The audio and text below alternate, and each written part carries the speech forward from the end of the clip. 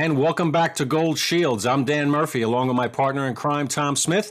Every week, we bring you the best true crime stories told from the mouths of the detectives and investigators who made compelling cases. We give you that backstage pass you don't necessarily get anyplace else. And with that, Tom, how are you this morning? What do we got going on? Everything's great, Dan. Just pleasure to be here for this long-awaited interview that we have today.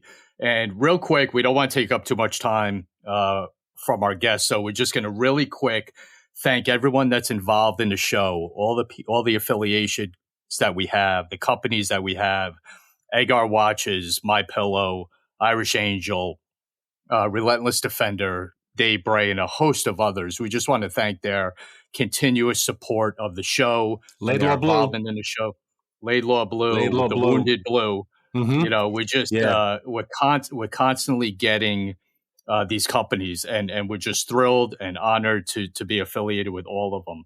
Mm-hmm. The one more thing I want to say before we get going: today's a kind of special anniversary for our country. 12 years ago today, SEAL Team 6 took out the worst, most known terrorist that any of us have ever seen or heard, responsible for thousands of deaths through a long period of time, Osama bin Laden. And 12 years ago today, Dev Gru, SEAL Team 6, took him out. It was one of the most heroic missions that there ever was, one of the most successful on-point missions there were.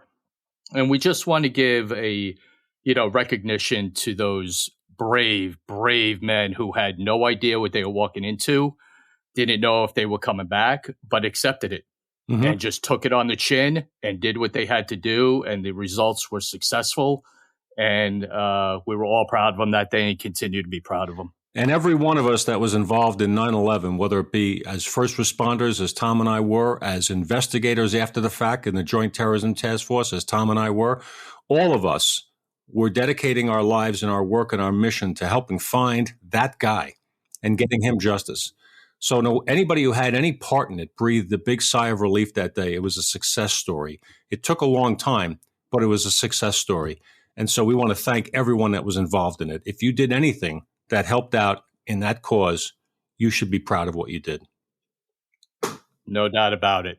So, Dan, you have two special guests that you're going to tell us all about and let us know what we got. And we're honored to have them here. So take it, Dan. Yeah, absolutely. You know, I had the privilege a few months ago at the International Association of Chiefs of Police meeting down in Dallas to meet these two gentlemen who are absolutely legends in the world of law enforcement. And let me paint a little bit of picture before I introduce them by name. If you probably can guess who they are, but during the 1970s in America, a phenomena came to be called cocaine. It didn't start in America, but it sure as heck caused a lot of damage in America. And those of us who are old enough to have been cops during the era of coke and crack and saw the devastation that it did to our society as a nation and a world. When cocaine took its hold on America, thousands and thousands and thousands of people's lives changed, if not millions, for the worse. This was an evil, evil empire that was building it and sending it around the world, and it was headquartered in Colombia. Several cartels were down there. One of them was led by the most charismatic, the most well-known, the most notorious and deadly drug kingpin ever to live. His name was Pablo Escobar.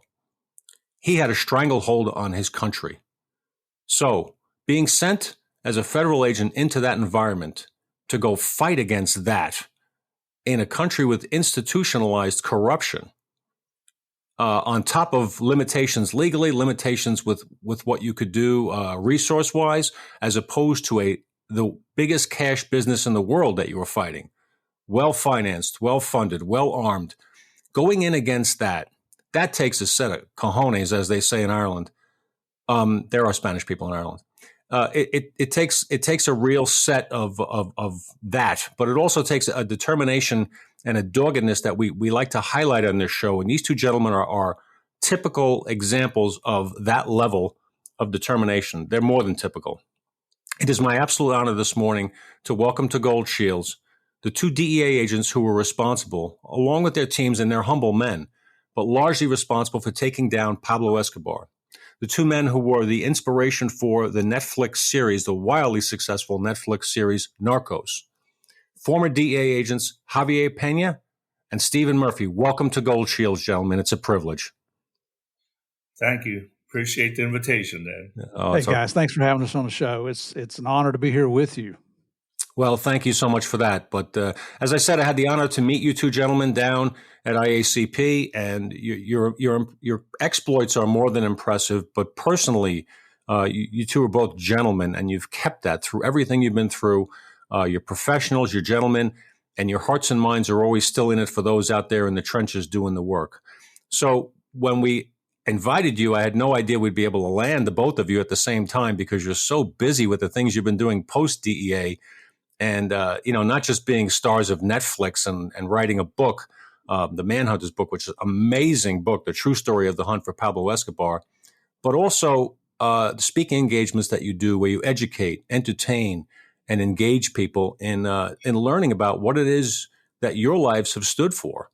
And they stand for that pursuit of justice. And I can tell you, based upon your work, it's no stretch to say that there are millions of people in this country whose lives were not devastated by drugs because of the work that you guys did. Whether you know that or not, I'll tell it to you. So there's a lot of people who don't even know you or know your name who owe you a thank you because you did what you did to help stem. And a lot of people say, you're never going to stop drugs. The war on drugs is a waste of money. Well, what's the alternative? We let it destroy everything? No. You have to do something. And that's what you guys did. You stood up against the tidal wave. So thank you, and I salute you. So enough of that, though. Enough kissing your butt. It's time to get back to some stories. Let's hear about who you guys are and how you came to be DEA agents and what put you together. And whoever of you wants to kick off, I know the two of you know each other well enough, so I'll let you do that. But please. All right. Hey, Dan, let me just first start off with, I'm glad you recognized SEAL Team 6. You know what? These are great heroes. You know what? We actually work with them in Medellin, the chase of Pablo Escobar. And like Steve and I always say, we're in trouble. We want this guy's real heroes. I'm glad you brought that up. Of course, 9/11, no one will ever forget that tragic the people's lives that were lost, but these guys are really heroes. And then we met them again in a training environment where we were just telling about embassy life, because this guy they're sent to all over the world. Sometimes they got to go into the embassy. So we're just teaching them, the nomenclature of embassy type life. But I'm glad you did that. And, congratulations. Since I'm already talking, all right, I started off in 1984. And you know what? Steve and I are very different. He'll tell you his story, my story. I was a cop. I was a sheriff's office working. I was working night shift like some of us, right? Going to school during the day, supporting myself. Had no idea of DEA, didn't even know what DEA was all about, and it was just a poster. Remember the old posters with job vacancies? I was graduating from college and, I started working at 18 years old anyway. So DEA was hiring and it was paying $17,000 a year. I was making $10,000 at the sheriff's office. I asked the buddy, what's DEA? He said, stupid, those are the federal narcs. Oh, okay. I didn't know that, So I applied and, I said, you know what, I'm going to come on for a couple of years to see what the feds are like. And at this time, you know what, I hated the feds because I started off at the jail, right? Jailers. And they used to treat me like shit. You know what I'm talking about. They'd come in and order you around and like, oh, man, I hate this. So anyway, I came on, said, hey, let me just do a couple of years. And I got sent to Austin, Texas, which was the music capital of the world at this time. I was I was seeing George Strait play for free. Those guys were just starting off. It was a great time. And that 2 years turned into 30 years. I had a great career and I enjoyed, of course, a lot of tragic situations. And I always, every time I talk, I said, please do not forget about our agent, Kiki Camarena, and his person. I was involved also for that search. I was a brand new agent, got sent to Mazatlan. I think I had 8 months on the job. And that was an eye opener for me as far as what this cartels, this bad people can do to a good person. Mm-hmm. As far as, I tell them, what, they would not let him die. They kept torturing him, feeding him adrenaline. It was just a bad, bad situation. And the guy responsible, Caro Quintero, has not been extradited. That's one of my pet peeves. He's still in Mexico.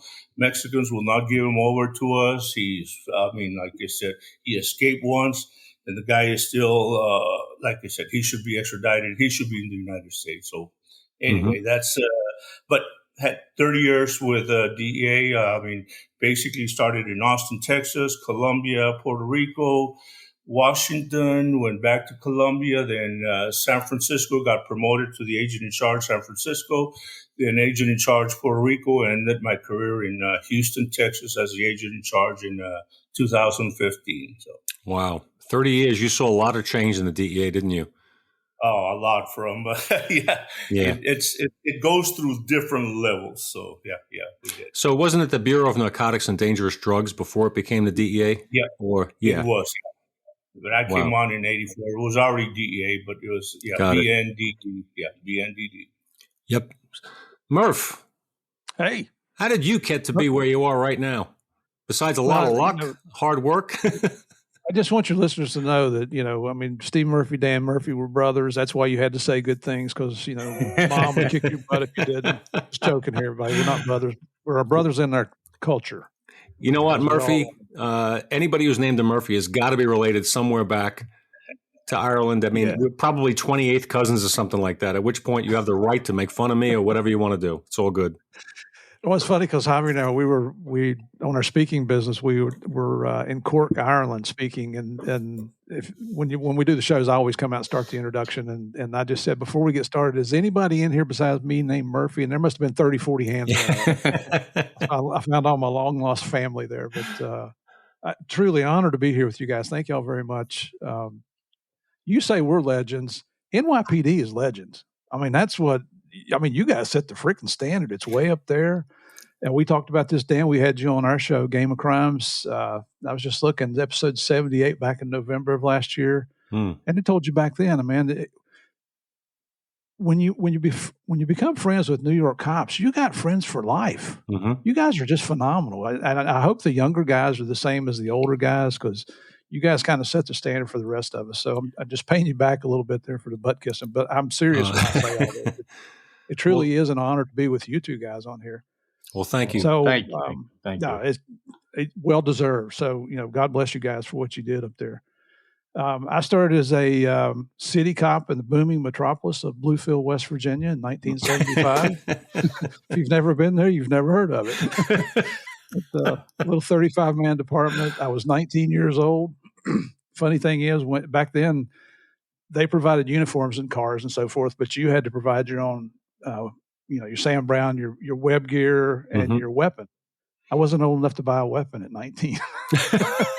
My dad bought my gun and my bullets for me, so it's funny that started out that way. I could arrest people, I could shoot them if I needed to, but couldn't buy that gun.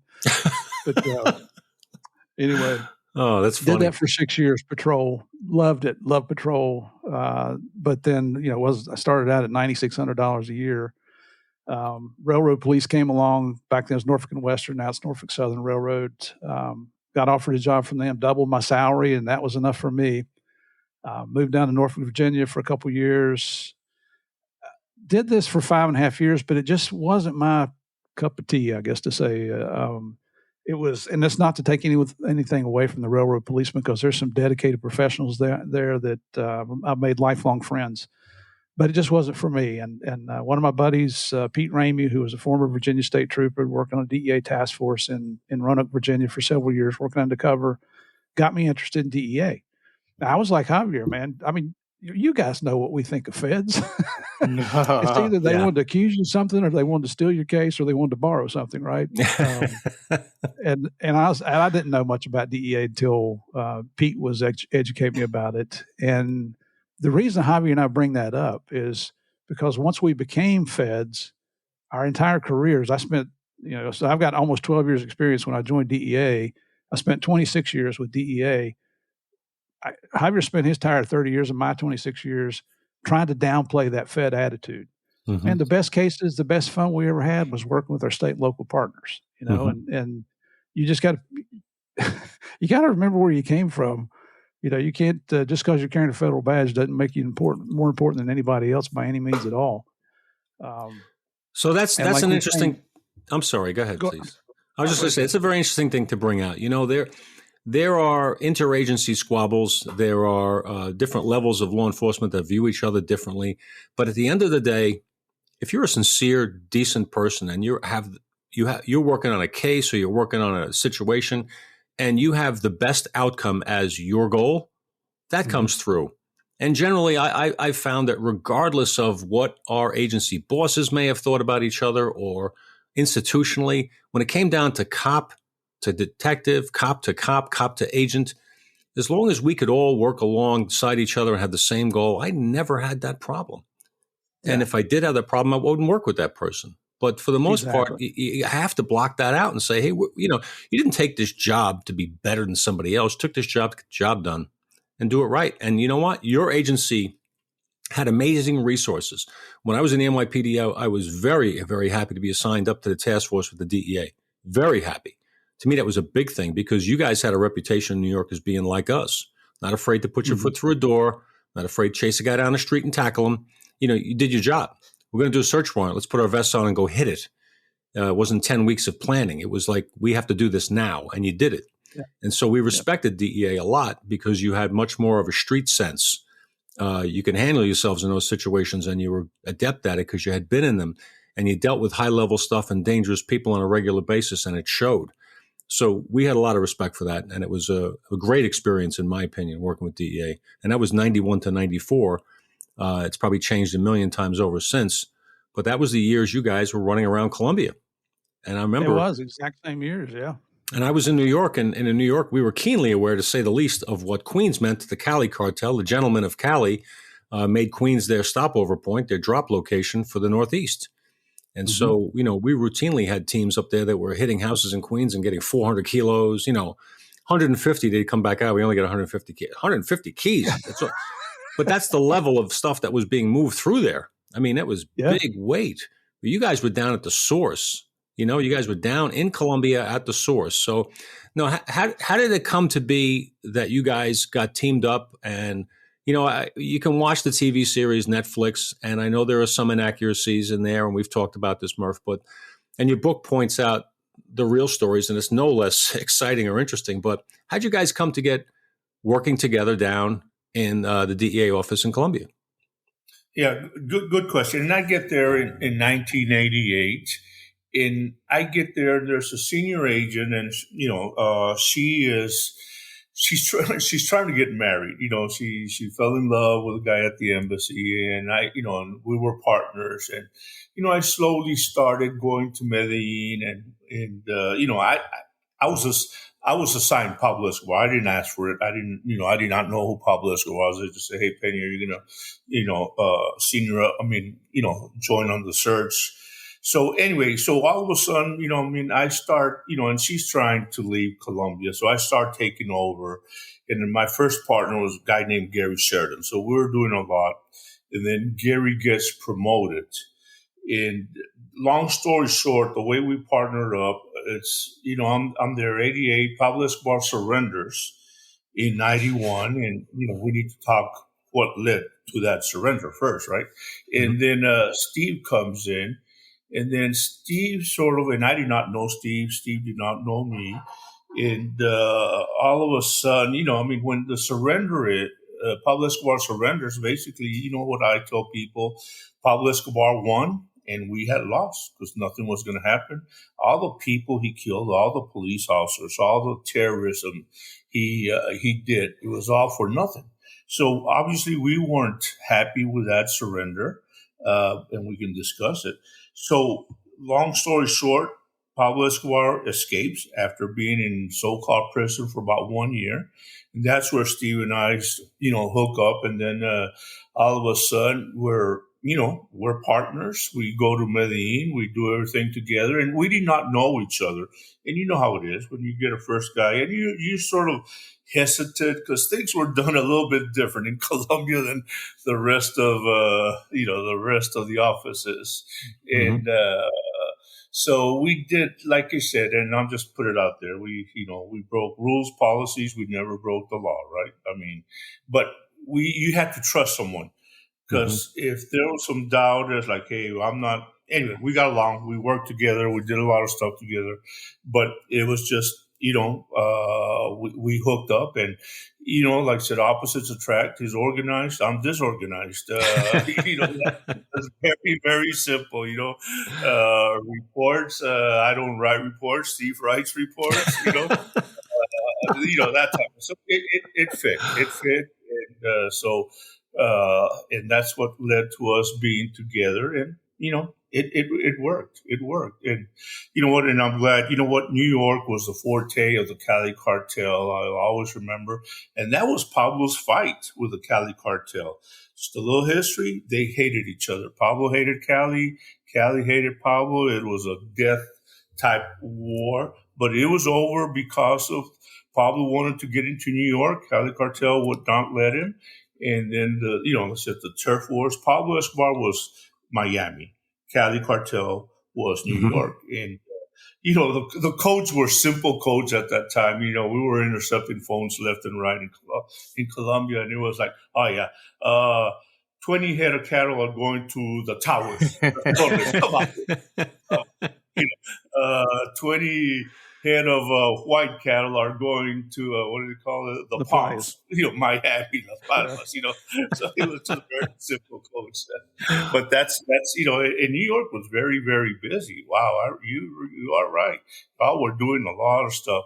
So in fact, some of the best intelligence was coming out of your city, because of all the infrastructure of the cartel station in New York. So basically, that's how we ended up together. And it was 91, right, Steve? You showed up? Yeah. Yeah, and what happened is that week I got there is the week that Pablo surrendered. And, the way I've always looked at it is he just heard Murphy's in town. Shit, that's it. Give it up. I will say one thing about Javier. We are opposites, and he's kind of putting himself down there. This guy won't tell you this. He's got a brain like an encyclopedia.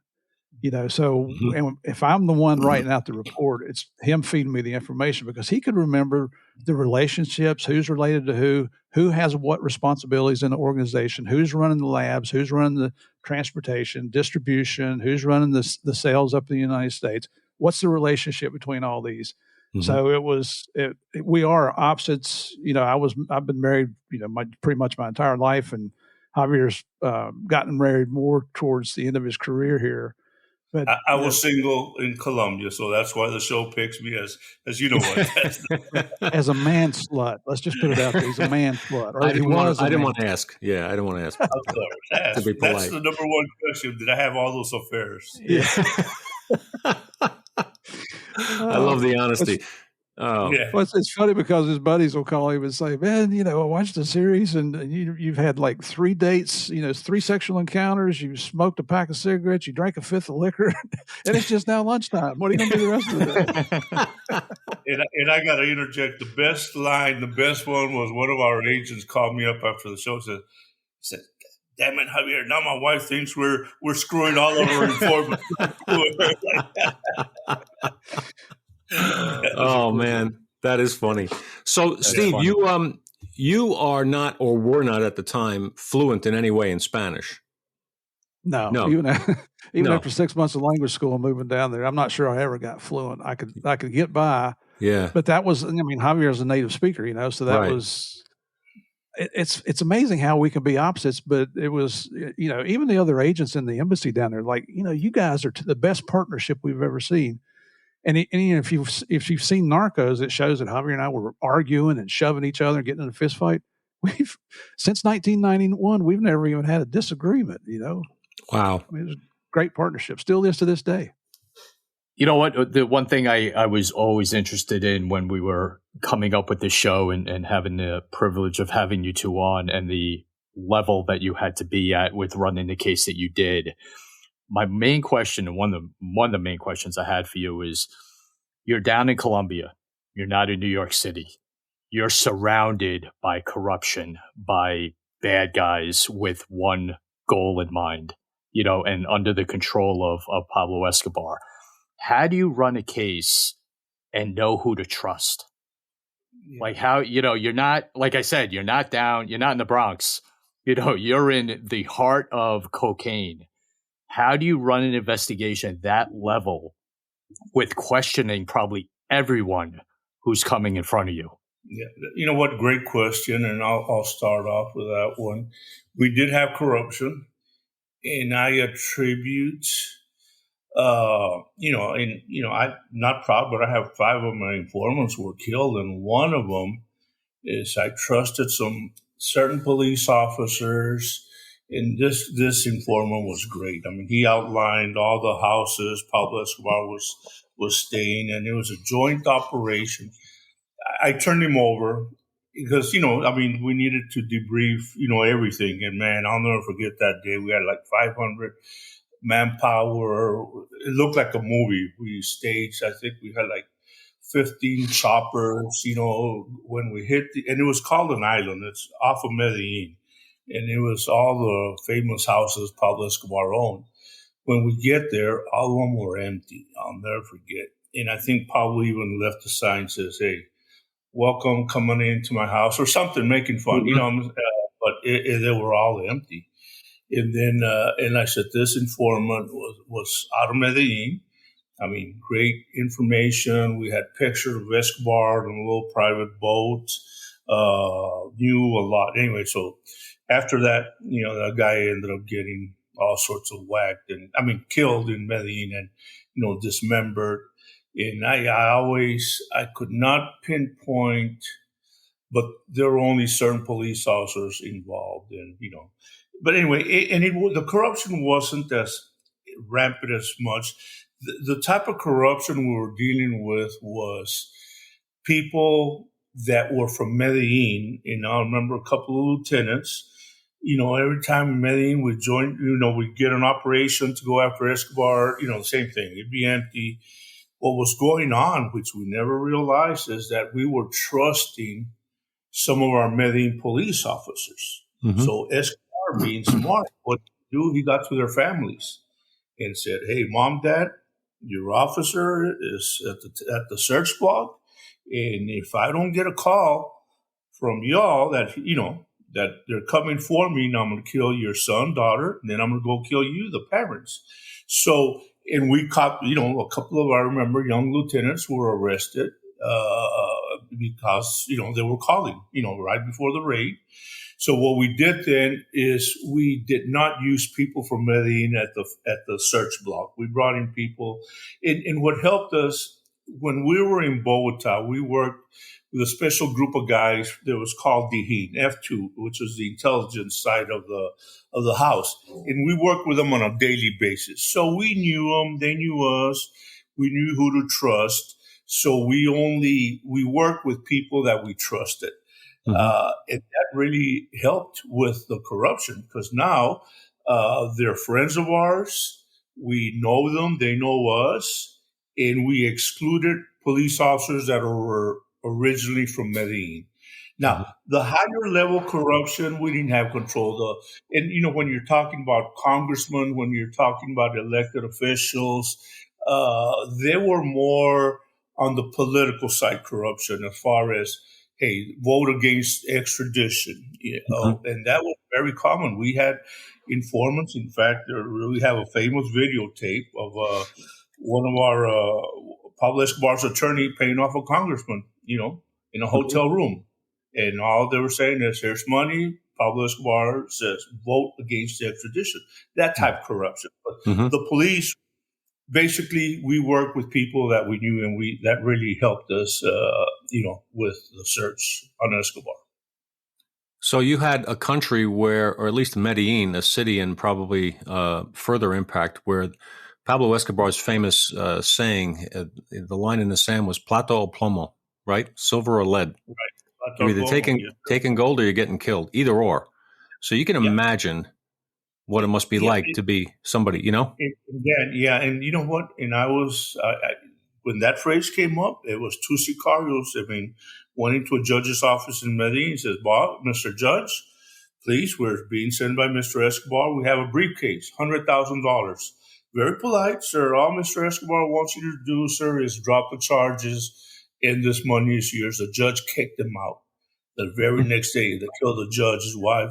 They sent sicarios to the schools, and they killed his two kids. Oh. So from there on, people started accepting briefcases, and I do not blame them for taking those briefcases. Right. That's that famous plata or plomo, bullet or money. So everybody took the money. You know, that brings up a good point too. That's and we try to stress this, especially when we speak to law enforcement groups, is we talk about this deal of a lifetime, this plea agreement that Pablo reached with his own government, which is the worst plea agreement you've ever heard of in your life. But when you stop and take a look and maybe put yourself in the shoes of the president down there, and I mean, can you imagine the pressure that's coming from him from all sides, especially the opposition political party, saying, hey, you ran on a campaign of stopping the violence. Well, what the heck have you done about Escobar and the Medellin cartel? We still got these car bombs going off. I mean, there was one night in Medellin, we'd been on patrol all day. We came back and you know, just trying to relax in the evening. We heard 17 bombs go off in the city of Medellin that night. So just extremely dangerous down there. So, you know, he goes into this, and the plea agreement really wasn't his idea. It was from the attorney general. And down there, the attorney general is not selected by the president. He's actually elected by popular vote. So that gives him a severe level of autonomy that he doesn't have to follow what the president says. And the attorney general's the one that came up with that idea. So, you know, Pablo gets to surrender and all these conditions are in place. You know, he gets to build his own prisoner. He gets to hire his own guards. He pays them. He paid for the prison. He gets to handpick his fellow prisoners. There's only 14 of them, counting Pablo. The good guys, the Colombian National Police, the military, and the gringos could not come within 2 miles of the perimeter of the prison. You know, he pleads guilty to one crime. He's absolved of every other crime he ever committed in his life, including mass murders. You know, he's only got to spend 5 years in prison, in this country club prison, and he gets to keep all the assets. The worst plea agreement in the world. Mm-hmm. But here's the truth. That 1 year he was in prison, the bombing stopped. The violence reduced considerably. I mean, it was marked. You could tell a marked difference in the violence. Now, I'm not giving him any credibility because I would hope that our country would never do that. But my God, nowadays, who knows? So, talking about his violent acts, the series and just a remembrance on my part of history shows a lot of bombings. It shows the storming of the federal building, which was an effort to destroy all the records of the case against him, among other things. He went to great lengths, but I think nothing really shocked the world as much as the Avianca 101 flight that he had bombed. What did you guys learn about how that went down? And what was the response by the community, the politicians, and even our government afterwards? That was very shocking. That was, and I remember I was there when that happened, and it was like, what did he do now? People couldn't, you know, I mean, you were used to, you know, the assassinations, the bombings, and, you know, and there's a couple of major tragedies that happened where it's like, this guy, what's he doing? He's out of control. But, you know, the Avianca bombing was 107 innocent people. And basically it was, 1989. Mm-hmm. And it was going from Bogota to Cali. The story is that the guy who was running for president, Luis Carlos Galan, the presidential candidate who was running for extradition, he hated Pablo Escobar. Escobar killed the presidential candidate Friday, August 18th, 1989, while on campaign. He's on the stage. Sicarios come in. They shoot your next president. How does, you know, that? I mean, you just killed the next president of Colombia, Luis Carlos Galan, and people loved him. I call him the John F. Kennedy of Colombia. He was loved. He was going to be the next president. That really was broke. That's what I tell people caused his downfall. But then again, the Avianca airline putting a bomb on commercial airline, 107 innocent people. There was 2 U.S. citizens, and I think, if I'm remembering right, there was one of them that was from New York. And so he thought this guy Javier was running for president. He was going to be on board. He was campaigning. He was going to take that flight. They took him off at the last minute, unbeknownst that there was a bomb. Anyway, so all this goes back to New York, because we finally ended up we arrested this Sicario who actually planned the bomb. He wasn't on board, or he didn't put it on, but he planned it. A guy by the name of Denny Munoz Mosquera, who was tried, arrested in New York. So that was like, what did he do now? He put a bomb on a commercial airline to kill one person who was not on board. I mean, then the presidential killing, Luis Carlos Galan, guy running for president, kills him on stage. Then the other major bomb was the DAS building bomb. The DAS was like the local FBI office in Colombia. He hated a general there. And again, this 1989, put 500 kilogram on a bus. They parked in front of the DAS building. About 120 innocent people were killed. I mean, and these are just the top. There's a lot of other atrocities. If you look at the leading newspaper, the editor, it was Cano. El Espectador. Guillermo Cano, leading editor, writes an op-ed piece. Fellow Colombians, we need to bring back extradition and get rid of our traffickers.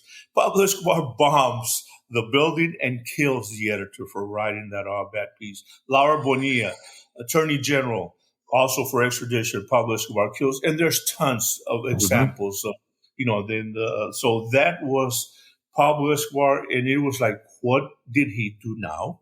I mean, you couldn't imagine the atrocities, they're barbaric terrorists. That's why we call him the inventor of terrorism. He's the one who brought up all this terrorism acts, including and to me, the worst were the car bombs, because you never expect. I mean, you would be at a restaurant, you'd be out on patrol. When we would leave our base in Medellin, he would have car bombs on the side of the roads by the convoys. A lot of police officers died. So that's why that terrorism we talked about, that's why Pablo Escobar is, his calling card was, hey, I'm going to kill as many people as possible. Well, Javier, that's incredible. Just that account of all that horror that this guy brought upon everyone. So I kind of have a 2-part question for both of you in response to what you just explained. One, does Pablo Escobar know who the two of you are? And with everything going on, how nervous are you two with doing this investigation and being so involved in it, of running across one of those acts? Well, JP, I'll go with this one if you don't mind. He did know who we were. We were doing a lot of wiretap intercepts up there. And you guys love this. You've done Title IIIs, right? And you got to write the affidavit. It's like writing War and Peace if you're going into federal court. Yep. In Colombia, we didn't need none of that stinking probable cause. We paid the phone guy $20 and we were up on the line. So it was. But now understand, we're there supporting the Colombian National Police, so this is their show, right? But so we had a wire room in several locations throughout Colombia, and we had one in Medellin, and there was one conversation in which he made reference to the two gringos. Now, we had SEAL Team 6 with us, and we had Delta Force with us for 18 months living in Medellin, but they were not allowed to leave the base. We weren't supposed to leave the base either, but, we couldn't do our job if we didn't go out and meet informants, and we were going out on operations, and we're going out on the Huey gunships and, doing all the exciting stuff that we all signed up, that's why we signed up in law enforcement, right? Was to have all this excitement. There was a later phone call in which he mentioned the names Pena and Murphy. And now we jokingly say in our presentations, this isn't like that show Cheers where you want everybody to know your name. This is the guy This is the guy you don't want to know your name, because if he says he's going to kill you, he didn't make idle threats. You better get ready for war or run like crazy. So now you were down there with your wife, Connie. I was. How did she handle all this stress? I mean, you know, in law enforcement, we tend to be like, oh, I got it, I'm good. I've had death threats. Tom's had them. You feel like I'm on top of this. I know what I'm doing. But it's your family. How did she take it? Let me tell you what, she's got a bigger pair than I've ever had. Oh, okay. You know what I'm talking about. She is not shy. She's, I got to tell you, when I first met her, I used to ride motorcycles. She owned her own motorcycle. I'm thinking, that's my kind of woman, you know. Yeah. Not like a biking chick, you know. She grew up in the country. She knew how to ride motorcycles, and she had her own bike. So we used to ride bikes together. And when I joined DEA, I mean, we were both a little apprehensive, going from, I mean, you talk about fish out of water. We'd been living in West Virginia for most of our life. I grew up in Tennessee and West Virginia. And my first post is Miami, Florida in 1987, still the Wild West down there. You know, we go down there. I mean, I'm sure we were like a deer in a headlight. Our eyes are huge, and we're just taking in the city itself, and just fell in love with Miami. It's still our favorite city in the United States. It's a little bit too hectic and busy right now for us, but, you know, she's worked as a nurse, and I always worked in the ICUs and the trauma units and all the blood and guts and stuff that I think is just gross. You know, I mean, she's just not bashful. And the reason I'm telling you all this is because as they would write each episode of Narcos, they would email them to Javier and I. We'd read through them, and, you know, we're trying to pick out little things that might make it a little bit more authentic. And because her character is portrayed in the show, you know, that entitled her to read and have some input on the scripts as well. Well, I got that script where she's taking the baby and going back to Miami and leaving me in Bogota. And I'm reading that going, oh, my God, that never happened. This is not going to go good. And so she comes later today. She's like, hey, did the new episode come in? And I said, yep. And she's like, well, let me see it. I'm like, well, I can't find it right now. And let me see it, you know. So she reads it, and I just went and sat down in my chair because I knew what was coming. And she comes back in, and I don't have anything to, but she's waving that script in my face. She said, did you read this crap? You know, I never left you down there. And I'm like, baby, I didn't write it, right? Okay, this is Hollywood. Yeah. So a few days or a couple of weeks go by, and the creator of Narcos is a guy named Eric Newman, who Javier and I have got to be really good friends with over the years. And he's the reason it's successful. And so he called and he's asking questions. And when I'm on the phone, I walk. I've got a little track. I walk around the house, and I just can't sit still. And I came walking by her, and she's like, who is that? You know, and I'm like, you know, I'll get with you in a minute. I'm a conversation. And when you do that to your wife, that radar comes out, doesn't it? I mean, those ears perk up. Like she starts listening now to see who is. And she comes in there and confronts me. She's like, that's Eric, isn't it? Give me the phone. And she ripped him a new one on the phone. You know, I never left Steve there. I never left him. I stayed the whole time. And she did. You know, I mean, Javier and I are living in Medellin, and she's back in Bogota by herself, and she's working in the embassy. And she would go. We lived just a few blocks from the biggest mall in the northern, or in Bogota. It was called Unicentro, the northern part of the city. And she'd walk to the mall, go shopping, and, you know, I mean, she was out functioning in society. She didn't sit around and wait on me for anything, you know. So, you could probably tell I'm just so proud of her, because that's, you know, we're coming up on our 39th anniversary here in just a couple of weeks. And God bless. You know, and even now, before COVID, Javi and I were traveling all over the world for 4 years. We were averaging 75 shows a year. I missed birthdays. I missed anniversaries. And that's kind of woman she is. She believes in what Javier and I do. She believed in our mission back then. This is a little bit corny to say, but it's kind of a little thing that I've coined, is that just because we retired doesn't mean that our oaths expired. And it's the same for you guys. I mean, you're still getting the word out there about what law enforcement is involved with, especially here in the United States with all this defund the police crap that's going around. Right. You know, you guys are doing the same thing that we're trying to do, and is get the word out about the brave men and women in law enforcement who are making sacrifices every day to protect people they don't even know, who really don't give a crap about them, and they're never going to hear a thank you. Right. Well, you know, Tom and I always say that this is you know, you say it's a calling. It's in your DNA. This is who you are. You can retire, but you still have the same attitude, the same feelings.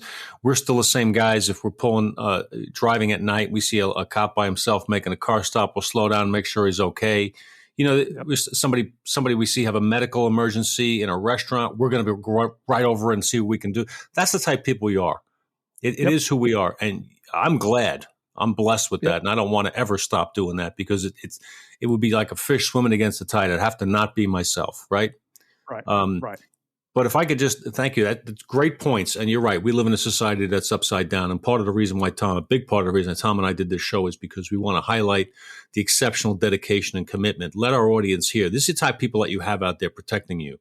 This is the type of mindset and personal sacrifice that goes into making sure you can get on a plane safely. You can walk on a beach safely. You can go shopping safely. There's always a risk, but man, in America, you guys have traveled the world. I have. Tom has. We're lucky here. Boy, are we lucky. But back to the Escobar hunt, which is the Netflix series has a lot of depictions of things that may or may not be true. But at some point, things started happening where the stranglehold started coming in on him. Forces started shifting and changing. At what point? Tell us about that. How it led to his ultimate demise. Yeah. That when he killed President candidate Luis Carlos Galan, that's really when the president of Colombia, Marco Vargas, whose term was ending. He's the one who called the U.S. and says, guys, look what he just did. He's killed our next president. I need help.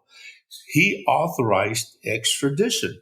Now, extradition is very, very important because this is what Escobar's fight was all against. A lot of people do not realize that. It was all extradition, And I'm proud that all those traffickers all over the world, the only thing they fear is what?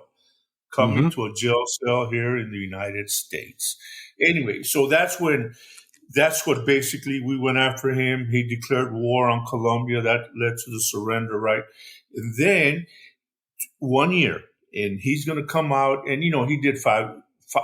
He was going to come out in about a year. He was going to be a free man. He was going to have all the assets. So that greed that Escobar has, that greed, he's a billionaire, right? He's got money.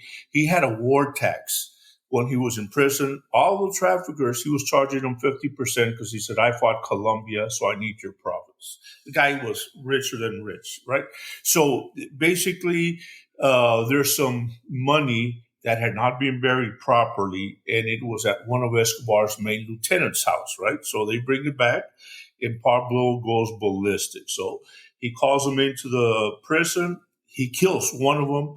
The other guys come in. They kill the other two guys. These are childhood friends running all his load. So now that information, we take it to the government of Colombia, and they decide to move him.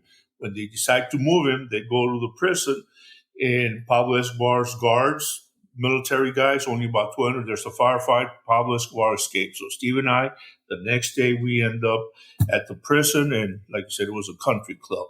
But then by us living together, by Steve and I being together with the cops, and you know what? I told people the greatest, I guess, compliment we ever had was because we were doing operations left and right. And what's our jurisdiction? Zero, right? We don't have any jurisdiction. Colombia, but the cops wanted us to go with them. And let me just say, and this is for police officers all over, when you're there, guys, you've been at search warrants, when you see that pocket trash, when you see those phone numbers, you see accounts, bank accounts, we act on it. And by us being there, we would send that information back to the States. And DA had a specialized unit where we were freezing accounts. And I know New York, we froze a lot. We froze a lot in Miami. So basically dismantling Pablo Escobar. So by us being there on a timely basis. And you know what? We get asked that question. Did you ever want to give up? Oh, a lot of times we wanted to give up. I mean, when the people were getting killed, but when you would see your friends get killed, that's when you said, you know what? We cannot give up. So, but basically by us being there, helping, vice versa, operations in the U.S., vice versa, operations in Colombia and New York, y'all were doing a lot. Y'all know that, right? Y'all were seizing a lot of dope, seizing a lot of money, and that was all, that hold against Pablo Escobar.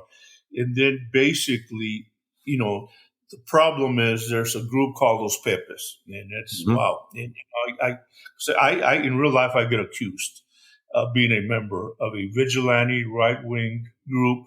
Los Pepes were made up of the traffickers that Pablo Escobar killed. So their guys got together. There's a guy by the name of Don Berna.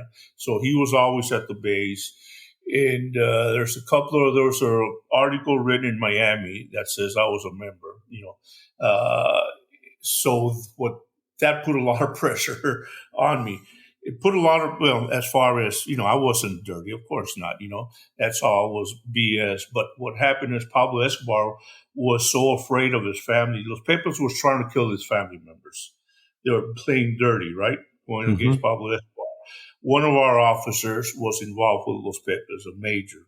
We did not know at the time. Later on, he gets killed by traffickers. He turns into a trafficker himself. Los Pepes were killing innocent people that were working for Pablo Escobar, teachers. They were killing attorneys. That's what I mean by innocent. Anybody associated with Escobar, they were able to kill about 30 of Escobar's top associates, and they would put the placard. So Escobar was trying to get rid of his family. So he sent them where? They got visas to go to Miami. I was there. I took them out of the airplane. The ambassador orders me to tear their visas. Then they put them on a plane to go to Frankfurt, Germany, right? So we find out President, U.S., Colombia, German all get together. We do not want to let them stay there. Faction of German authorities wanted to give them reprieve. They wanted them to stay there. Luckily, we won. They were kicked out, and I know Steve was there towards the last days. And let me just tell you, the problem is, I get a call from the ambassador towards the end, and we knew Escobar was in Medellin. We were close, and he orders me to go to Miami to talk to an informant, because the informant got a hold of the ambassador, but that they would only give me the information. So basically, the guy who ends up telling me that Pablo Escobar is dead as the informant. When I see him in Miami, he's on the phone. He just got a call from a buddy in Colombia that says they killed Pablo Escobar. So Steve was there. He'll talk about this last days. Yeah, so it was, and this, I'm glad you guys brought this up, because it gives us an opportunity to really clarify what really happened that day. Now, if you've watched Narcos, it shows that I was on the roof when Pablo was killed. That's absolutely not true. I was back at the base. I was actually talking to all the American operators at the time when I saw out in the quad area that the executive staff for Colonel Martinez, who was in charge of this search block, a 600-man force, they're hurrying to his office. And, in law enforcement, we call that a clue, don't we? That's something going on. So I told the Americans, I said, hey, something's happening here. Let me go check it out. So I went over to the colonel's office, and Javier and I had such a good relationship with Colonel Martinez and the police there that, they couldn't say my name real good, Steve. It came out as Steak or Stick. So that was, we all had nicknames. So my nickname was Stick, which terrible nickname. But I go to the door, and the colonel looks at me, and he's got his lieutenant colonels and his majors, and he's like, Stick, come on in. So I got to listen as the operation's going down. His son, Lieutenant Hugo Martinez, is the guy who actually found Pablo Escobar on December 2nd, 1993. He's using radio directional finding equipment. He's the one that, we've got a reenactment video of it in which he describes what happened. He says as he's riding down the street, his meter's telling him to look to the left, and he looks up, and there's Pablo looking at him out the window talking on the phone. So it's, it's great what happened. And then, Colonel Martinez is telling him, listen, and the Daheen unit, that's the guys Javier was talking about. That's the elite unit we worked with. They were out there. These are all plainclothes guys. And he's telling them, look, secure the location. We're loading up the troops. Don't let him get away. Well, you got 600 people you got to load up. That doesn't happen in 3 minutes, does it? You need time to get the vehicles out, and you got to have roll call and assignments. And it just takes quite a while to get that done. So these guys didn't wait. The Daheen guys, they are can-do kind of police officers. So they used det cord. They blew that front door off of this 3-story row house, made entry on the first level. They sent a couple guys around back to cover the backside.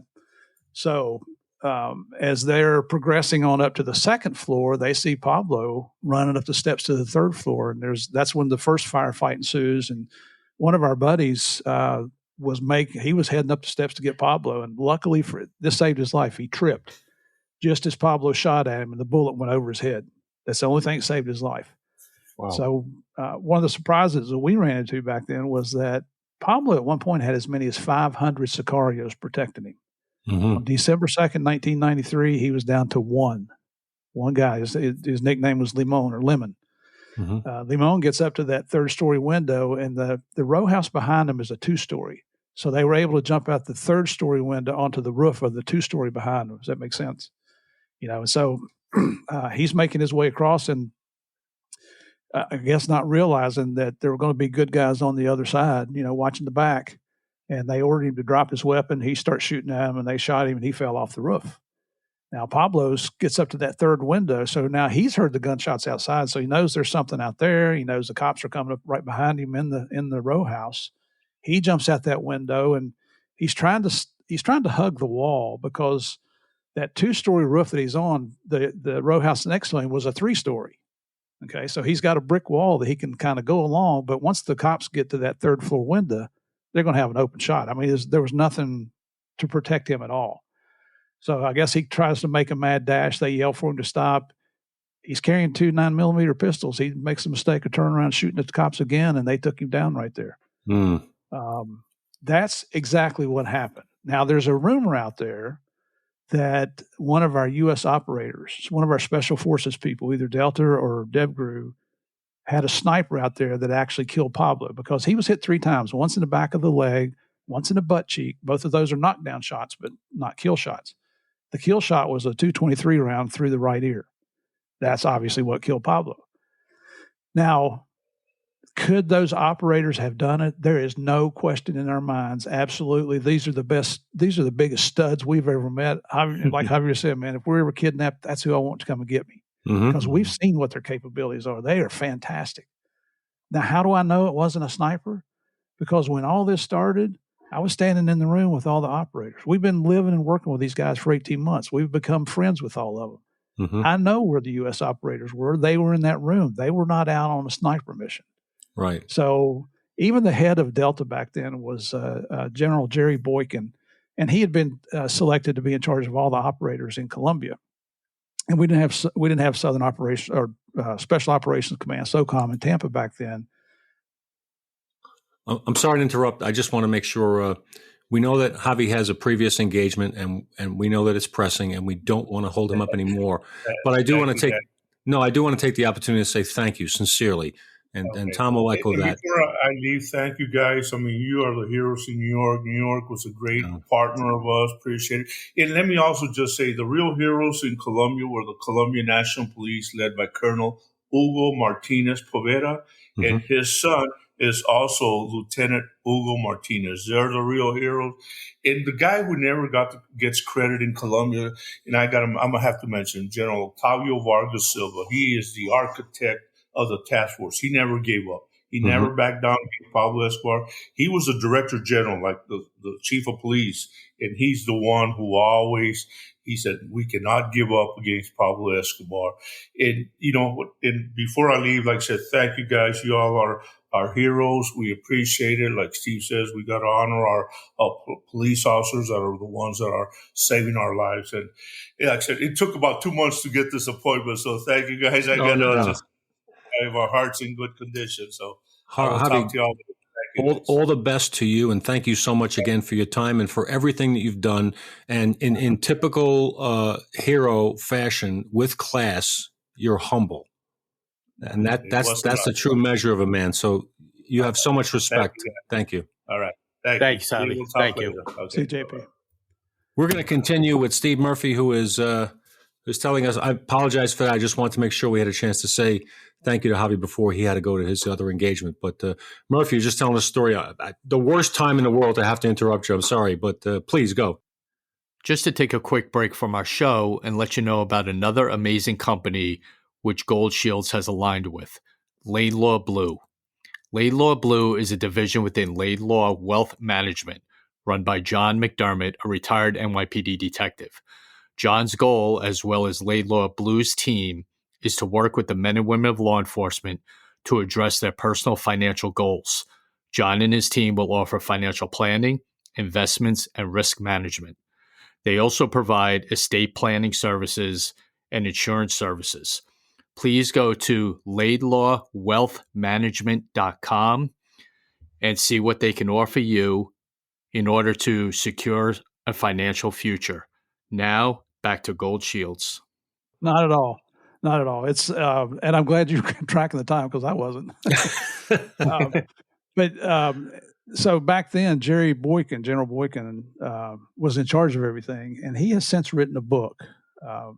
He actually came down as Colonel Boykin. He got his first star while he was in Colombia, and then you may not recognize his name or know his story, he retired as a 3-star because of some political media accusations against him. And I got the utmost respect for the man. He stood up for his beliefs.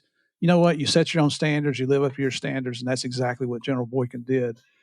And we're still friends this day, but I was turning around there because I've got his book, Never Surrender. Fantastic book if you want to read about a true American hero, General Jerry Boykin. In his book, though, he talks about Pablo Escobar, the hunt for Pablo. And he says, he puts it out there. Did a U.S. operator kill Pablo Escobar? Absolutely not. It was the Colombian National Police. Mm-hmm. So there's no question in my mind whatsoever. I went and saw him speak up in Northern Virginia outside of D.C. several years ago. And we hadn't seen each other in years and years. And he comes walking through the lobby. He's like, Murph, is that you? And, got a big bear hug. And so he goes up on stage and they introduce him and he starts doing his spiel. And he looks down and sees me sitting there. And he's like, okay, let's just stop here for a second. Everybody in here has heard of Pablo Escobar, right? That the infamous world's first narco-terrorist. The man was responsible for 80% of the world's cocaine. He got killed in Colombia. He said, you ever wonder who killed him? He's sitting right over there and he's pointing at me. You got all these people standing up and looking at you. And I was close enough to the stage that I could answer back. And I said, General, I always thought it was you, but who knows? And it just went on. But the whole point is, he even points out that it wasn't a U.S. operator. And again, I'm not taking anything. I just have the utmost respect for them. As much as I respect policemen, I respect SEAL Team 6 and Delta the same amount because they are studs. Mm-hmm. But we just want the truth to be out there. And that's why Javier made a point of saying who the real heroes are of that entire investigation. It's not us. It is the Colombian National Police because they took the country back from this piece of crap. Wow. And they did it, they're living there. This is their world, as opposed to you can get on a plane and go back to Washington and be safe in America again. This is it. And a lot of their friends, a lot of people they knew have been directly impacted by all this violence and the stranglehold Escobar had on the Colombian government and people. And for them to stand up like they did, really, that's really integrity and courage, isn't it? Oh, you're not kidding. And Escobar, he even put out a bounty on Colombian National Police officers. And this is how pathetic. Now, he put a bounty on Javier and I each, $300,000 each. Mm-hmm. The bounty he put on Colombian police officers, a man or a woman brave enough to put on a uniform to go out and serve the public, the bounty was $100. A human life is worth $100 to him. Wow. I mean, it's horrible. And think about this now, because we've all had friends killed in the line of duty. Mm-hmm. One investigation, roughly 1,000 police officers killed during one criminal investigation. That was the toll paid in Colombia by the Colombian National Police. Javier and I went to a funeral one night. It was a major that was one of the majors over the Dahin unit that we were working with in Medellin. And it was a bad night for them. 8 police officers killed. You want to see you talk about a tear-jerking experience, go to a funeral home and you see the families with 8 of your comrades there. It's horrible. It's just, how it is in law enforcement. We see things that nobody else, that mankind should never see. Mm-hmm. Right. But I believe that the good Lord gave us all, capabilities to deal with certain things. And I think that's especially true for first responders. We see things that nobody else can tolerate and we deal with it and we move on. Yeah, and those numbers you just threw out, Steve, just show what you had, what you took down. I mean, what you had a part in taking down, an absolute monster, not a criminal. I mean, a monster. You can throw terrorist around and drug kingpin and drug lord, but that's a monster who had no regard for any human life on planet Earth.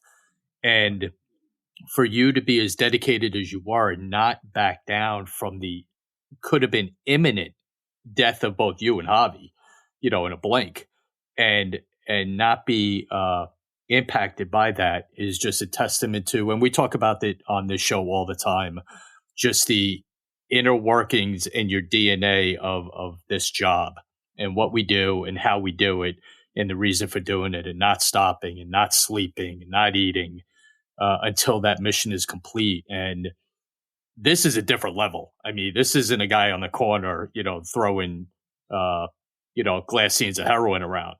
This is the guy and the case. And I applaud you. I mean, really. Thank you for saying that, but I just want to point out that they didn't send us down there because we were real smart. Okay. You were real available. Sometimes how it works. Steve, here's the true story. Here's the true story about that $300,000 bounty. Mm-hmm. I was probably more afraid of my wife killing me in my sleep because I was worth more dead than I was alive. This whole story highlights something that Tom and I have talked about on the case. We have both been blessed and fortunate enough to have been involved as members of a local police department, although the biggest one, still just a local police department, in overseas operations in support of national security for the United States. We both have been involved in that, as have you. But when you first started out, we always look back to, I like to think back to 1984. It's the summertime. I just got out of the academy in New York. My uniform is brand spanking new. I have no idea what I'm doing. And I'm twirling a nightstick, trying not to hit myself in the nuts on a corner of South 2nd Street and Driggs Avenue in Williamsburg, Brooklyn. And then 10 years later, I'm putting on a belly band and a Nagra and doing an undercover operation in Hong Kong to identify and extradite a Thailand-based drug organization that's flooding heroin into the New York area. You can't imagine it. To do that. Yeah, you can't imagine that you're going to be in these positions. When you first started out and you first swore on with a small West Virginia department of 35 men, could you ever have envisioned standing on a rooftop having your picture taken over the dead body of a guy you helped hunt, who was the single most dangerous, deadly individual on the planet? You can't envision it. But if you work hard, Tom started out as a cop in the 30th precinct in West Harlem in 1990, where I started out in 1985. Next thing you know, years later, flash forward, he's working on the ground with the SEALs and the CIA and the FBI, trying to find a kidnapped reporter taken by Al-Qaeda. 3 months in Afghanistan. I mean, these are the kind of things that we look back, we're like, I still can't believe. It's surreal that those things happened. But there's a path where we find ourselves. Yeah, but there's a path and a trajectory that you're on, and it's God's plan, of course. And every step along the way is a preparation for that. Everything you ever learned in law enforcement, I know Tom will back me up on this. Everything I ever learned, every bit of courage I ever mustered, confidence, and everything I needed for the things I did during my career. Nothing is lost. You learn from everything, and you take that confidence, you take that way that you handle yourself, the learning how to deal with crisis, learning how to deal with threats, learning how to deal with crazy situations and crazy people. You take it with you, and at some point it all comes to be necessary. You need it. And you must have needed everything during that case, that hunt. You're down there risking everything. Well, this will put it in perspective. This is my little story of how I put it in perspective. When I joined DEA, the most powder cocaine I'd ever seen at one time in my entire law enforcement career of almost 12 years was 2 ounces. A little baggie with 2 ounces of powder coke. The first case I got to work on undercover, I got into Miami in 87 and worked with a senior partner, Gene Frankar, who had been working a case for quite some time, which was going to prove that Cuba was being used as a transshipment point for cocaine coming out of Colombia to the United States. And it was successful. Gene's an unbelievable investigator. So that was my first undercover. In February of 88, we took an undercover 53-foot Hatteras sport fisherman, which I didn't even know what it was. That's one of those fancy yachts that has the fishing chair in the back that had been seized by DEA, wired for video and audio. We took that from Fort Lauderdale to the Turks and Caicos Islands, which I'd never even heard of. I had to go look on a map. And so we got two undercover boat captains and me, and one of the other agents, John Sheridan, came over and gave me a little tutorial on how to be a deck hand on a boat, how to twirl the lines and how to tie lines off properly, and just all the little things to make it look a little more authentic. We had an airplane fly in, a twin engine. We had a P-3 up that tracked this plane coming out of Cuba, landed in Providenciales in the Turks and Caicos Islands, came to the end of the runway where we were hiding in the bush. As he turned around, the back door flew open and all these green duffel bags got thrown out. Then the plane taxied up, refueled, took off immediately, and returned to Cuba. This is all on radar, so it's just an unbelievable case. So I went from 2 ounces of cocaine to 400 kilos to 880 pounds of cocaine. And I'll tell anybody listen to me today, I was addicted to cocaine at that point, just in a different way. Yeah. And it was just a blast. And it was the excitement, you're in Miami in the heyday when all the crazy, it was the wild, wild west down there. Mm-hmm. And here's a testament to my wife also. After we'd been doing that for like 3.5 years or so, she came up and I had my partner got shot. We got in a shootout in summer of '89 in Hialeah, and he got hit twice in this little gun battle. And our informant took a .357 round right to the throat, never made it to the trauma center. And she comes to me one day and she's like, this has been really exciting living down here. What is the next most exciting thing we can do in life? I said, well, we could try going to Colombia. And of course, she looked at me like I had three eyes at that point. We're small town country people, right? We're hillbillies. And it took her a few weeks to come around, and she said, hey, if we're going to do it, let's do it while we're young. So that's what kind of initiated. It was as much her idea as it was mine to go down there. You know what, Mark, one of the things that Dan and I love about the show that we do is we don't have a script. So a lot of the questions that come into my head are just after you speaking. And mm-hmm. one that pops into my head is, we talk about the mental part of this job a lot on the show. And our affiliates attest to that. How do you not, this is a weird way to say it, but how do you not make too much of what you were doing? You can't have Pablo Escobar, the king of the world in drugs, constantly in your head. Do you actually just kind of sidestep that a little and he's a bad guy? Just go get him, because I've had to do that. Danny's had to do that in our career, mm-hmm. and not make too much of it, because then it overwhelms you. Then it just encapsulates you too much, and you start not thinking the way you should and just keeping it compartmentalized into what you're doing. So did that play a part in you? Did you have to do that? Well, at the time, that was the highest priority case in DEA worldwide. It was if we needed the airplane, the DEA airplane that was stationed in Bogota, we bumped people off their missions to take the airplane for whatever we needed. And it's not something you do lightly. You don't take advantage of your part, your mm-hmm. brother, men and women in law enforcement like that. When I came back from Colombia, so I'll ask you this. When you took down the highest profile case of your entire career, what was expected of you afterwards? In the NYPD, here's your next case. Exactly. And it's the same way in DEA. People say, well, what did you do after Escobar was dead? Well, we just went to work on more cases. There's no shortage of work out there, obviously. But when I came back, so he was killed in December of 93, and we transferred back to the U.S. in June 94. And I got stationed in Greensboro, North Carolina, which I didn't even know where it was at the time. But it turns out it was a beautiful, beautiful place. And I got to work with some cops there. We only have 5 agents for 26 counties. So you've got to work with task force, mm-hmm. right? Which I kind of prefer. And just made lifelong friends there. But when I came back, it wasn't like I walked in the office one day and say, hey, I killed Pablo Escobar. What'd you do yesterday? Mm-hmm. Because I would be ostracized immediately. That's not our culture. Right. You come in mm-hmm. and toot your own horn, somebody will put you in your place. Right. And I kind of like that old saying, if you got to toot your own horn, it's probably not worth tooting anyway. Yeah. So if people ask me about the case, I'll tell you everything you want to know about it. Am I going to initiate the conversation? Not at all. Mm-hmm.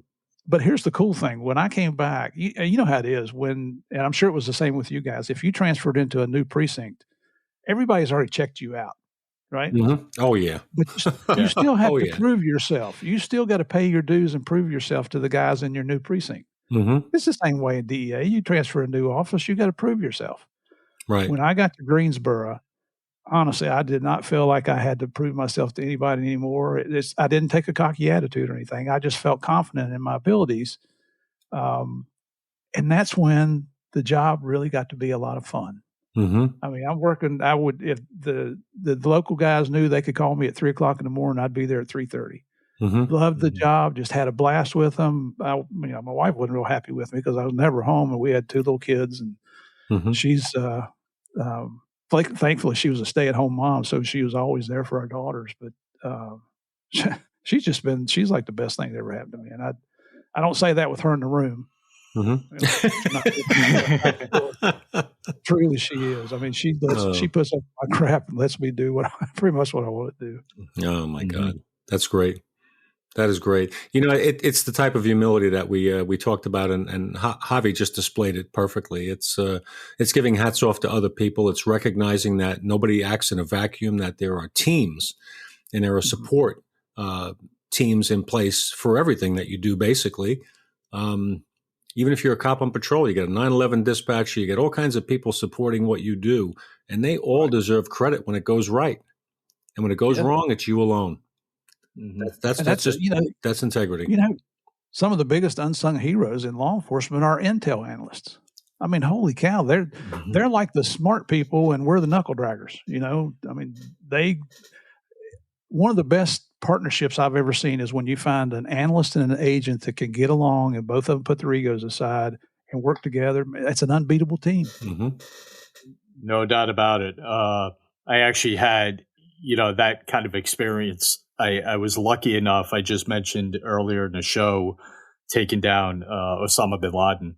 Mm-hmm. And when everything was done with the bin Laden raid, all the evidence and everything that was taken there was brought back to New York. So I got to actually peek in a room and you see some of the stuff. But on top of that, had the honor and privilege of meeting the CIA agent who actually tracked them. Oh, no kidding. I got the chance to speak to her about a different subject and a different case and get her insight into it, which was pretty amazing to sit across the table from someone like that. And you're right. I mean, that case doesn't happen without her. Right. And that's what she was. And dedicated her life. That was it. And look what that brought her. So I completely agree with you. I've had the opportunity in JTTF to work with amazing analysts. One in particular, I'm not going to say her name, but she listens to the show, someone from San Diego, who is a lifelong friend and the best analyst I have ever worked with. And they are worth their weight in gold for sure. Absolutely. When we first got up to JTTF, Tom and I were assigned after 9/11. We're in the same team, and we had analysts working on that team, that financial analysts. We had phone telecommunications analysts, people who could get you an answer and through link analysis, put 2 people together in a definitive way that would hold up in court so quickly and so professionally that it would take us weeks, if not months, of poring over records. But they could just right there. This means that. Yep. I mean, you're right. They do the heavy lifting. And we go out and do the people part. But they they really do. Mm-hmm. Just God bless them all. They're fantastic. It's later in my career, after I got promoted up to what we call senior executive service in DEA, they moved me from operations to intelligence. And there was you guys might know Tony Placido. He used to be the DEA SAC in New York at one point, I believe. I may have crossed paths with him, but he wouldn't know me. I was nobody. Well, he was the head of intel, big man, and so my first day in headquarters, I go up to the 12th floor there and to report in, and he sees me coming down the hallways, Murph, and I get this big bear hug and lifts me off my feet. And so we go in to sit down. And he says, well, what do you think about this? I said, there's been a mistake, Tony, because the words Murphy and intelligence don't go in the same sentence together. I don't know what I'm doing in intel. And, I knew you were going to say that. but it's true. It's an oxymoron. I mean, it is. I'll admit I'm a knuckle dragger, but that's what I like doing. I've tried to say that about Dan over the years, but I'm a little, It's okay. It's okay. I get it. I know my limitations. You have to know your limitations. You got to know your swim lane, they say, right? That's exactly right. And the other thing is, if you got thin skin, this isn't the job for you. Oh, no way. No way. I tell you, the NYPD, if you have thin skin, forget it. You're going to get roasted every day, and they know it. They'll eat you alive. Yeah, absolutely. Yep. Yeah, you got to put up with it. You are currently very busy with your show, Game of Crimes, not Game of Thrones, with Morgan Wright, and it's an excellent show, and I had the honor of being on it. Thank you for that. But the guests you guys line up, fascinating stuff. I urge everyone to listen to Game of Crimes with Steve Murphy and Morgan Wright. You will love that show. And you're also doing a lot of speaking engagements and some appearances. And what have you got in the – well, first of all, you guys are authors. That book, Manhunters, phenomenal, the true story of the hunt for Pablo Escobar. Thank you. But what else have you got coming down the pike, Steve? Lord, it's the speaking business is picking up. Mm-hmm. We were in San Francisco and Alabama, two completely opposite venues last week. This week is Orlando. I think next week is Albuquerque, and I forget where the next week is. It's I'm loving it. I have the retirement job of a lifetime. The podcast is doing extremely well, and thank you for mentioning it. Morgan is. Man, I can't believe I'm going to say this. He's the reason we're successful. That is one intelligent man. Mm-hmm. Even though he's a trooper, I like to bust his chops about, if you need your tire change or you run out of gas, he'll take care of you. He does an excellent job on Game of Crimes. He does. Mm-hmm. We're still, believe it or not, still working on documentaries and different TV, potential TV series. We have been working for years to try to get this TV series on, be something like Inside the Real DEA, but current administrations are not in favor of it. So we just wait till the administration changes to see if we can change that. There's one project on that we're working on, and Javier and I are the two lead investigators. It's called The Lost Clipper. And you can go to lostclipper.com and find out more about it. But here's a nutshell, or here's a Reader's Digest version. In 1938, a Hawaiian clipper, which was a Pan Am 4-engine seaplane, disappeared in the South Pacific near Micronesia. Our theories are, and we've only been involved in this for a few years, the guy that got this started, his name is Guy Knopfsinger, has been investigating this over 20 years. He was a former naval intelligence officer. So here's our beliefs. There were 15 Americans on board the Lost Clipper, on the Hawaiian Clipper, I'm sorry. What we believe is that the Japanese were able to secrete 2 spies on that plane when it had to island hop. It didn't have the fuel capacity or the range to go long trips. So basically it island hopped. And it's going from San Francisco to, was it Hong Kong? Gosh, I'm starting to forget now. This getting old. Things getting tougher and tougher, isn't it? Anyway, we believe once the plane got to the point of no return from taking off in Hawaii, I believe it was, that's when the 2 Japanese spies came out. They took control of the plane with their revolvers, forced it to land as a seaplane, forced it to land in the ocean. We believe that the Japanese took the 15 Americans off, took them to Micronesia onto the island of Tonowas, which was Japan's Pearl Harbor. If you've ever heard of Truk Lagoon, Truk Lagoon over in Micronesia, one of the best wreck diving sites in the world because there's so many Japanese ships and aircraft that were sunk there. They took the plane itself to Japan, reverse engineered the engines because they were the latest and greatest aircraft engine technology. And those are the engines that were used that the Japanese put on the Zero fighters, which, attacked Pearl Harbor. So now the 15 Americans, we believe that the Japanese executed them and buried them on the island of Tonowas. Now, why is this so significant? Well, I mean, other than 15 Americans, just disappeared and they've never been accounted for. There was one American on that flight who was Asian American who was carrying the equivalent of $3 million in bearer bonds on that flight. He said he was going to give those bearer bonds to Chiang Kai-shek to help them fight the Japanese because they were at war at that time. What our theory is they were going to meet the Japanese and the $3 million was going to be used as ransom to get back Amelia Earhart, who disappeared in 1937. Mm-hmm. Now, a couple of years ago, before COVID, I got to go on a trip over there with a guy and the team. Javier's done a lot of investigating here in the United States. We spent 2 weeks searching for the bodies. We had ground penetrating radar. We thought we knew exactly where to go. And actually, the first day we were there, we thought we'd found them through looking at these radar images, but it turns out it was just anomalies in the ground. Mm-hmm. But as we were there that 2 weeks, the investigation revealed that through volcanoes and storms and so forth, that the ground had moved considerably. And we have since hired some chemists and some engineers and different people looking at all the evidence we have. We think we're probably within 5 to 10 meters of the exact place where these bodies are located now. Wow. So we want to go back. We want to take cadaver dogs this time. Our problem is we need about $250,000, $300,000 in cash. So we've had networks express interest, but until we can put a piece of solid evidence in somebody's hand, they're not going to pony up that kind of money. Mm-hmm. So we're in a fundraising thing right now. But that's just like you guys, I look at life as an adventure, mm-hmm. and as these opportunities come up. I got to go, I went to Micronesia for 2 weeks. I've never been to that part of the world. Mm-hmm. The island of Tonawas is inhabited, but there's no electricity. There's no running water. And that's where we're over there working for 2 weeks. And Wow. I had a freaking blast. That's one of the best trips I've ever been on in my life, working with some professional people. Wow. And you know who we hooked up with over there? The man that took care of us is a former Hawaiian police officer that when the United States decided to establish the rule of law in Micronesia, because it's an American territory, mm-hmm. he raised his hand for a 2-year voluntary assignment, went over there, ended up marrying a chieftain's daughter, became like the law enforcement guru for the whole area over there, the country of Chuk, I think Chuuk is how you spell it. Mm-hmm.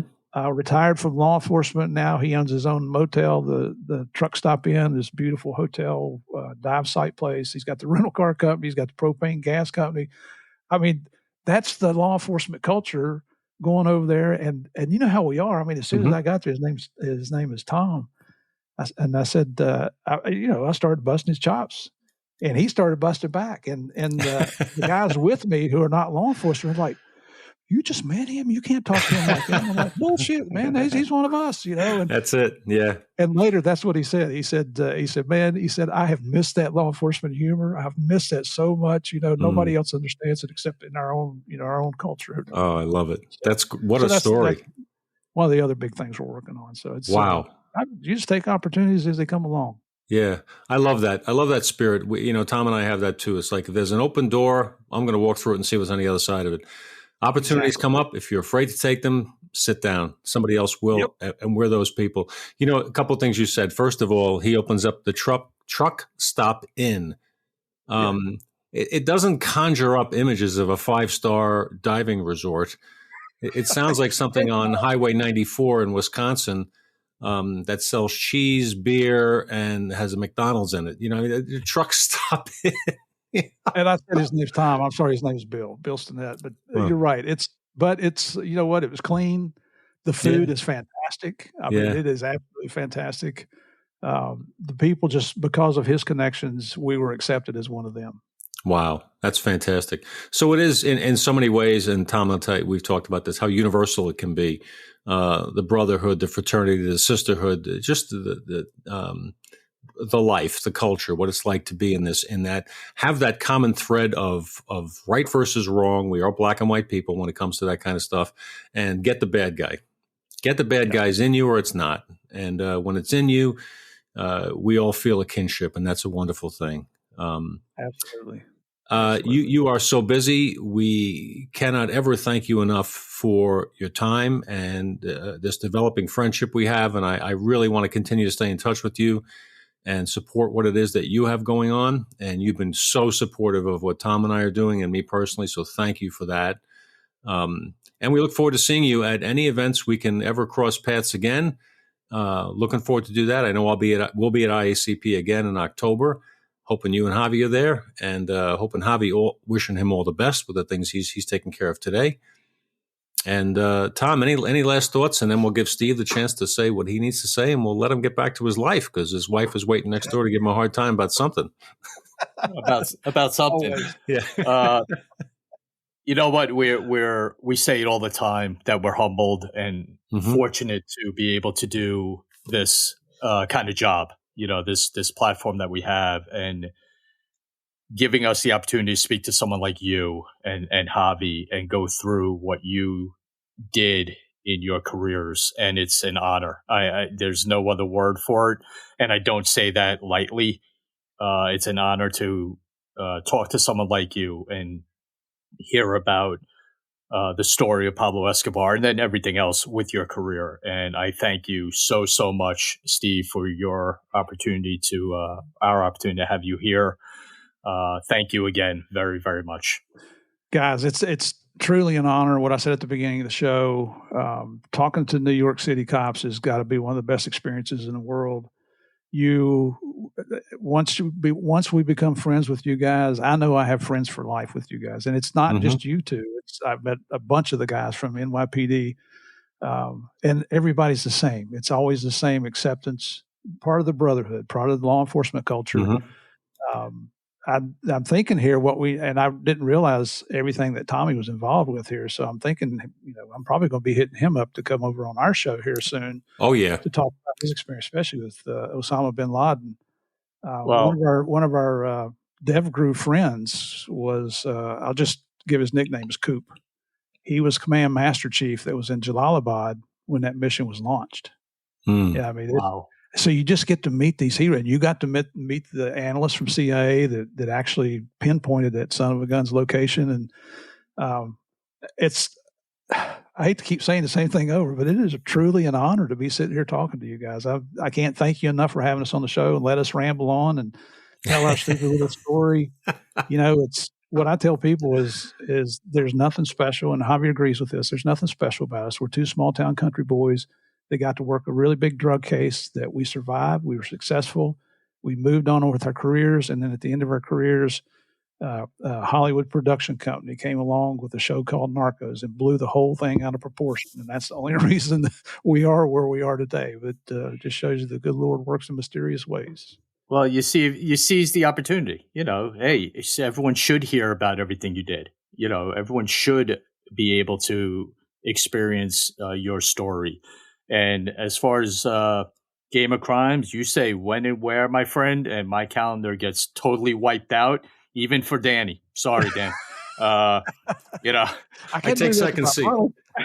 No, I tell you, your audience needs to hear his story, and it's compelling. Not just because he's a friend; it's a compelling story, and you guys should. Yeah, you'll have him on. Excellent. You're gonna love him. I'll be in touch very, very soon. Yeah.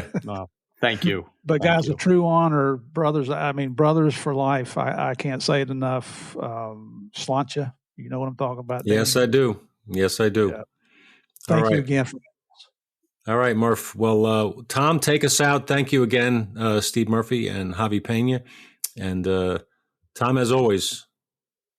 Well, like always, we ask everyone to pray for our law enforcement members throughout the world, in local, state, federal. They're doing a job that a lot of people won't do. They won't volunteer to do it. And all the officers out there volunteer to do what they do. They don't get forced to it.